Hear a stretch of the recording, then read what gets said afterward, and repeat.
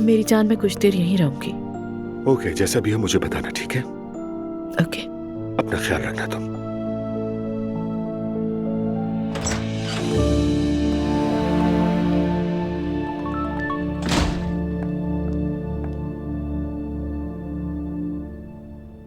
ज़ैनब पापा, काम खत्म हो गया है। अगर आप जल्दी आ रही हैं तो खाना गर्म करके निकल जाऊं।